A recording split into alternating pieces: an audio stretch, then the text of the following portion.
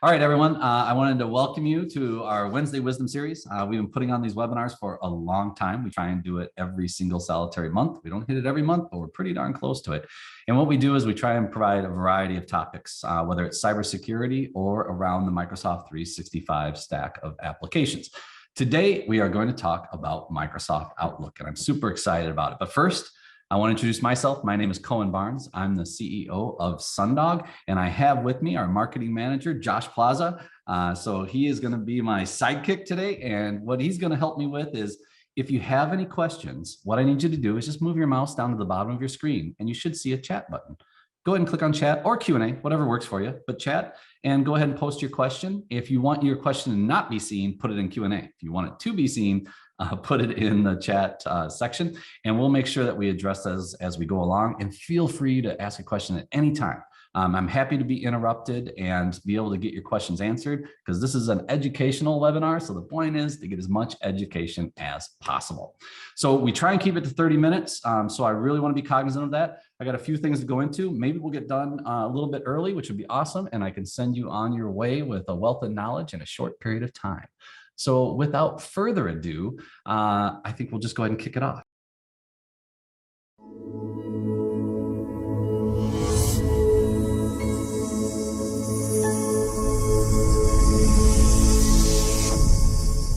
Josh, can you see my screen?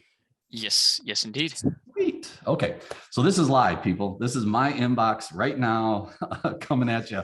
So hopefully I'm gonna have to pay attention to the emails that are coming in, but we should be okay for this webinar.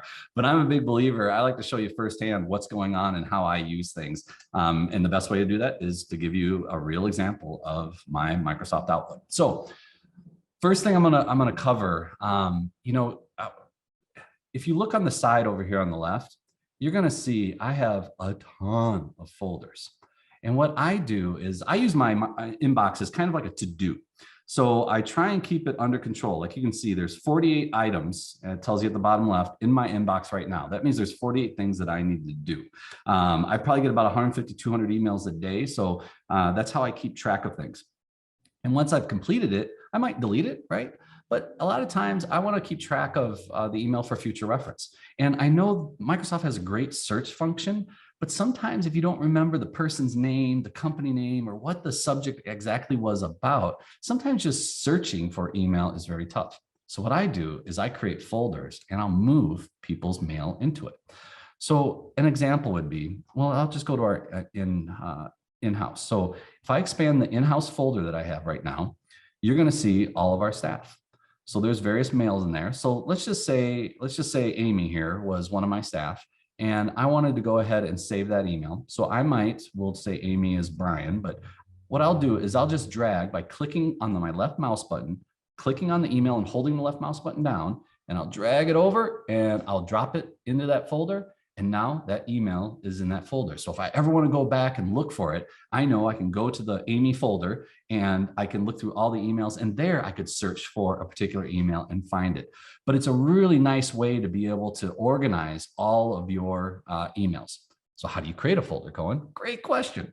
All right, so what I do is if I want it in the inbox, I'm going to go ahead and right click on the inbox, and I'm going to go over to new folder here at the top. And I'm going to type in this case, _test. Why did I use underscore? Underscore is really cool if you want to have some folders all the way at the top of your inbox here. So it's a real easy way that I can see it. Otherwise, it's just going to alphabetize things. And don't forget, you can do subfolders. So as you notice here, I created a folder in-house, but like I showed you, if I expand it, I've got subfolders of all the staff that are here, which is really cool. But in this case, I've got my test folder. Awesome. It's there. And it's at the top. But again, you see all the folders that I have. Sometimes I don't want to mark every folder that I want important to be, underscore. So I want you to pay attention to the top left here, favorites. This I think is wonderful because some of my favorites come and go for me. And what I mean by that is these are folders that I always want to be cognizant of what's in them. So in this case, let's say the test folder was going to be a folder that maybe it's a project I'm working on or someone I'm working on something with, and I want to make sure that all mail associated with it is easily accessible. So I don't have to scroll down like I'm scrolling here to find the folder, to click on it, to go into the email, right? So what I'll do is I'll right click on test and I'll move it up to add to favorites. And there it is. So now no matter where I'm at, right, I can easily look over and see if I have any new messages in the test folder. And as you can see, I like to do my junk mail because I check that quite often, right? And I want to know if there's new messages in there. I want to see drafts because sometimes, have you ever had that where you create the email, you get it all set, you thought you hit send, but you didn't. And then you're wondering why someone didn't respond to you. Well, this is a perfect way that I can know, oh, I've got 3 messages in my draft folder that I still need to send. Or it could just be a folder that I'm ultimately working on. And I love having my sent items here too, because I find a lot of times I go back and I want to reference something that I sent someone, but I don't want to scroll all the way down here and try and find the sent items folder. I just mark it as my favorite and it's all right there, easily accessible to me right when I want to get access to those messages. So I hope that that's helpful to you all. I'm sure most of you know how to create a folder. Some might be, well, that was awesome. But I'm sure most of you know how to create a folder. But the key thing is, again, we're talking about productivity. How can you be a little bit quicker each day? And favorites isn't going to like save you hours and hours a week. But what if that saves you 15 minutes a week trying to go through all your folders looking for the stuff that you want? Or maybe it's 10 minutes a week, 52 weeks a year. You're starting to add up to quite a bit of time. So again, really cool way to be able to do that. So let's go to this route. Let's say I have a folder, and if you noticed in my inbox in my in-house, I have a lot of unread messages from my staff. So the question is, how could it be unread, Cohen? If it came into your inbox and you dragged it over to a folder, that would mark it as read. And I'm not going to mark everything unread, right? So how did they get there and maintain their unread status? And that is via a message rule. I'm going to show you. I have tons of message rules. So let's just say there's multiple ways we can go about finding a message rule, but an easy way, let's just say Ian here. If I wanted any email from Ian to get automatically sent to another folder, you can create a message rule to make that happen.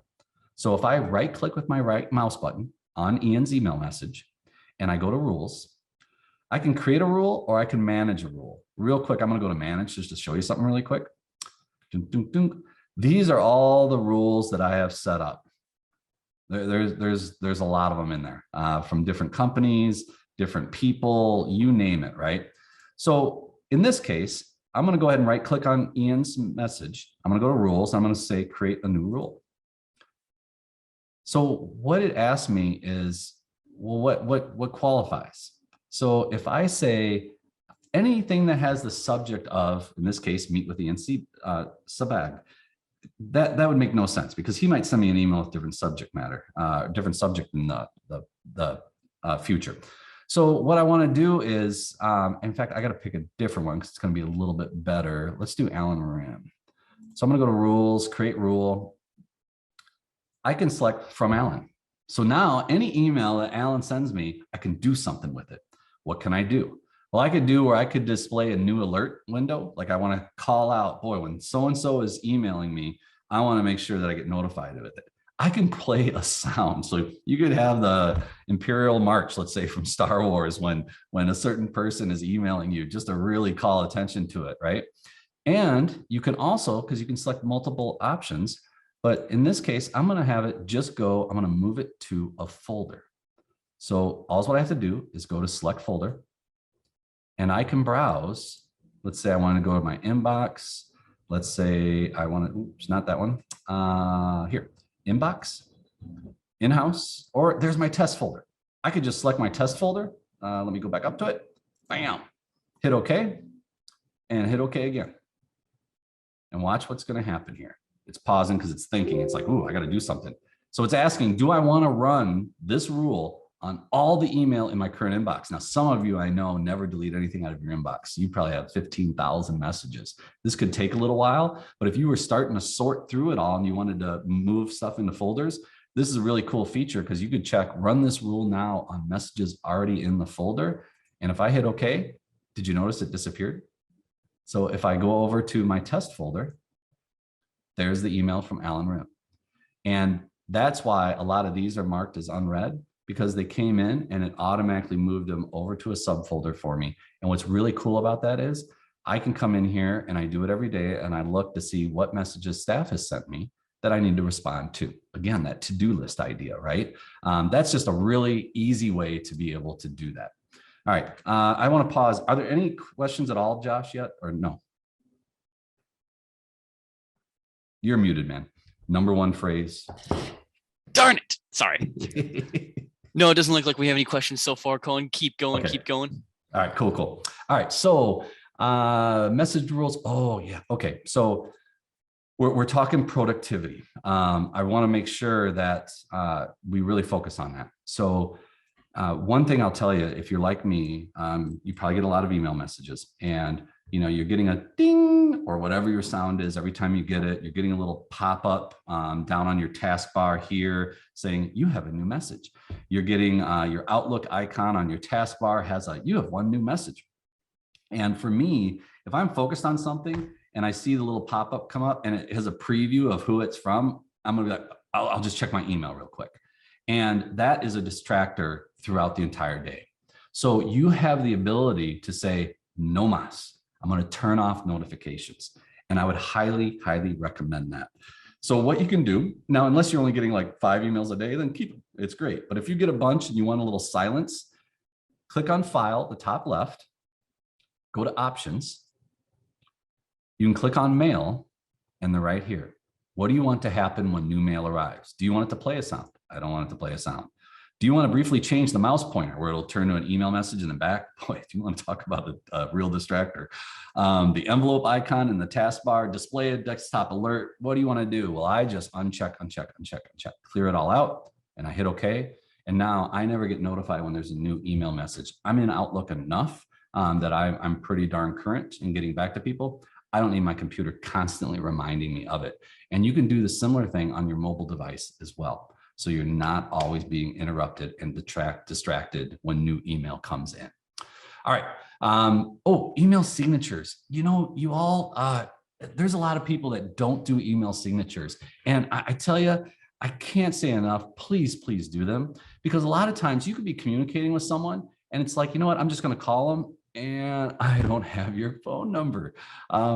It can be really frustrating sometimes to be able to, especially if I'm going to maybe share your information with someone else or whatever it might be, having your signature in an email, and keep it simple, right? But having your signature is really beneficial for the people on the other end to be able to, one, maybe add all your contact information to their Outlook contacts so they've got it in the future, but also just for a quick reference to be able to reach out to you in an alternative way than email. All right, signatures, real quick. Click on File. Go to Options. And if you notice in here, there's a lot of options. If you get a free 5 minutes someday, go through and just check them all out. There's some pretty cool stuff buried in there that may be of benefit to you. But in this case, I'm going to go to Mail, and then I'm going to go over to Signatures right here. As you can see, I have 2 signatures that I can utilize, which is really cool if you have multiple hats, right? But for this purpose, I have my office signature, which is my Sundog signature. And you can see I just created some cool little font colors, but I didn't use any graphics because I want people to always be able to see it, because Outlook hides graphics. So if you have graphics in your signature, most likely people are never seeing them. And it's just one more thing cluttering up your signature. But if you want to use them, absolutely. But in this case, I just put my contact information. Here's my direct line, the office number, our website, my email address, and the email address of our sales team. And here I have a little confidentiality notice as well. So it's a nice way to be able to create a signature, and you can change fonts, you can change colors, you can underline, you can do a variety of things just like you can in Microsoft Word. But here's the important part. In the upper right-hand corner, you have to choose where do you want the signature to show up. It can be none. So every time you create a new message, there's no signature. It's only on replies and forwards. The most common thing I see is people will do it on new messages, but not on replies. I'm still a big believer in doing it on both just to have it accessible, but it's your choice, your call, whatever you want to do. But make sure if you create your signature that you are choosing, do you want it on new messages or do you want it on every time you reply to a message? And then all what you do is you hit OK. And the next time you go to create a new message, you're going to see your signature just dropped at the bottom.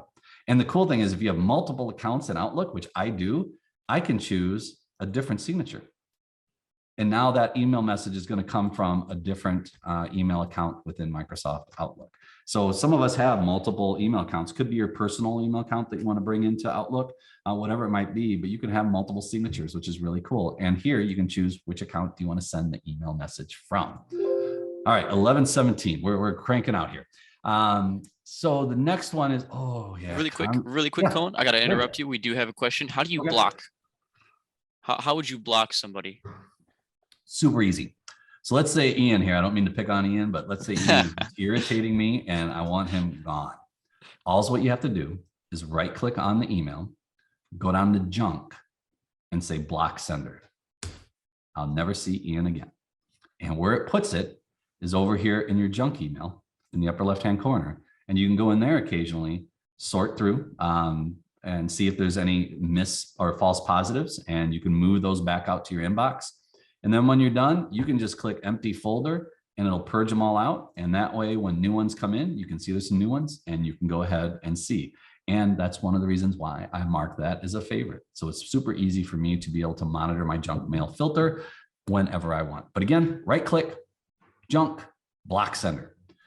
The reverse is you could also, if you're in your junk mail and it got a false positive, you can right click on that message, go to junk and say never block sender. So you always get their emails. So great question. Great question. Yeah, great question. Thank you, Cohen. Yep. All right. Conversations. Now, who, and I'm going to expect you guys to raise your hands. But we've all had the issue where you send an email, you get a reply, you send an email, you get a reply. It's called a chain, right? And it could transpire or it could occur over a day. It could occur over a week or a month. And it's really kind of a pain.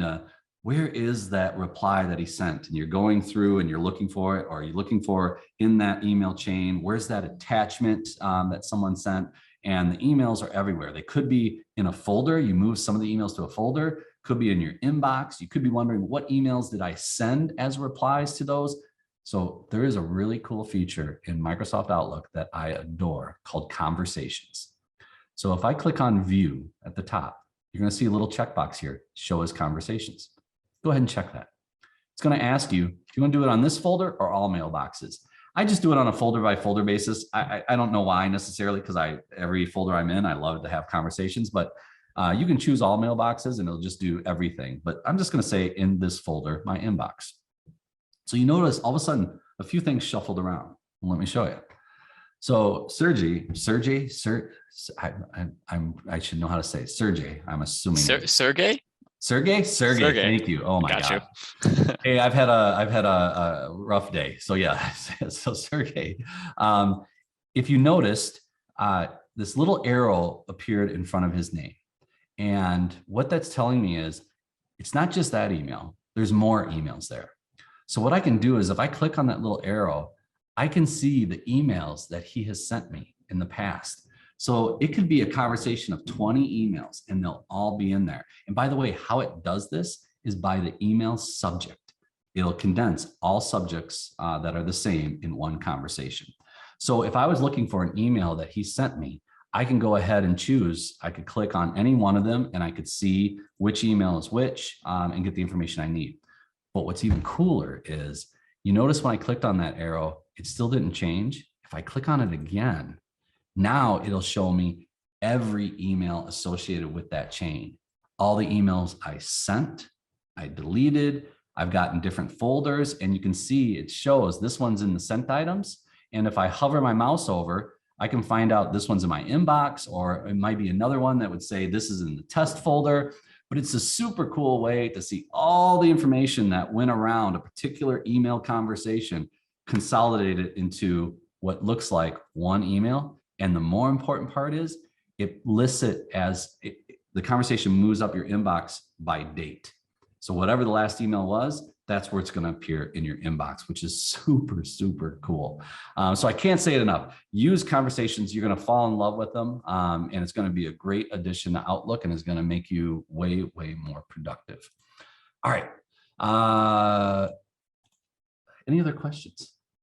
Awesome. Okay, cool. I'm just going to do one more thing, and then I'll leave it up to questions. And if not, we'll just go ahead and send people back on their merry way. It's a little tidbit that it's not about email in Outlook, but it's an Outlook feature that a lot of people don't know. And what it is shared calendars. So I have my calendar, and I don't think I can show it to you because I'm not sure what it's all on it. Well, actually, I will. It doesn't matter. I'm just going to go ahead and delete that. Perfect. All right. So here's my calendar. So I want to get rid of all these guys because those are calendars I can see. So if we look here on the left, I have a ton of calendars, which most of it is revolving around my staff. So let's say I wanted to see what is on, well, we'll do Plazas. Since he's on the phone with us, I'm going to scroll down. Where's Josh? Down. Down. Put me on blast. Oh, there you go. I got you. There it is. All the way. All right. So if I click on Josh's, on the right, I have access to Josh's calendar, and I can see what he's got going on that day. Obviously, I should move some of my calendar events to him, but so this is what's going to transpire on his day, and it's a great way. If I wanted to have a meeting with Josh, I could see his calendar and know, oh, his afternoon's free. Awesome. I'm going to go ahead and invite him to a calendar event. But the question is, how did I get all those on my side? Now you realize everyone in your organization, you can reach out to them and say, can I have access to your calendar? And let me show you how to do that. So let's say I didn't have anything. It was just my calendar. I didn't know about this feature. What I can do is I go to the upper left-hand corner and I go to File and I go to Open. And I want to open Other Users folder. If I click on that, I would type in the name Josh P. And I would select Calendar. Now you can do Inbox and other things too, but I would select Calendar and I would hit OK. The first time, if I don't have access to Josh's calendar, it's going to say, you don't have access to Josh's calendar. Do you want to request access? I would hit OK. It would send Josh an email saying, Cohen Barnes is requesting access to your calendar. Do you approve it? He would say yes. And then Josh now shows up as a calendar that I can actually open. This is wonderful. Like in our office, I have my calendar shared with everyone, and I make sure that they share all their calendars with me. Because again, from a productivity standpoint, how cool is it to be able to instantly go see where people are at, if they're available, what's going on, and it just makes you more productive. But also, so you know, from a privacy perspective, you can always, like if I double click on this one here, let me bring it over. You can always mark a calendar event as private. This guy right here. When I do that, all that they're going to see is I'm busy during that time, but it won't show any details of what I'm doing, where I'm going, or what's going on. So that's a cool way to be able to share with everyone your calendar, but also keep things that you want to keep private. And with that, I don't know if there's any other questions, Josh. Yeah, we actually do have one. Okay. Yep. So setting up an automatic response, say you're like on vacation or something. Yeah. Okay. Great one. All right. So again, file options. I'm gonna keep going to it, right? Move your mouse to the upper left-hand corner, click on File, go to Options. Oops, I'm sorry. They make it even easier these days. Go to File. You're gonna see Automatic Replies right there. So I'm just gonna click on Automatic Replies. And this is really cool because you can check Send Automatic Replies. You can do it only during this time range. And I would highly recommend that you only do it during a time range, because how many people have left an out-of-office voicemail message on their phone, and then 2 months after they get back from vacation, someone's like, hey, you might want to change your voicemail, right? Same thing with out of office. If you know when you're going to get back, why not have it end when you get back automatically so you don't have to worry about it? So it's really cool that you can go ahead and select the date and the time you want it to start and you want it to finish. But also you have the ability to do inside my organization, they get one message. And that's really cool because I was able to tell people exactly what I'm doing, right? And then you can say for outside the organization, you want to go ahead and have a different message that goes out. And both of these will trigger based off of the time and date that you have them start and you have them finish. And once you type in whatever it is that you want, again, you have all the word functionality if you want to get creative with colors and stuff like that. Once you hit OK, that out of office message will now occur on your email. So I like it if it's Friday and I want to be on vacation Monday, I'm not going to have my out of office going Saturday and Sunday, right? I'm just going to have it start during normal business hours on Monday and end normal business hours when I return. All right. I hope that answers your question. Again, that was just file at the top left and automatic replies. Anything else there, Plaza? Let me check. Nope, that's just from Davion. Nope, that's all we got. Sweet. All right. With that, I'm going to let you guys go so you can get back to whatever it is you're doing during the day. If you have any questions at all, feel free to reach out.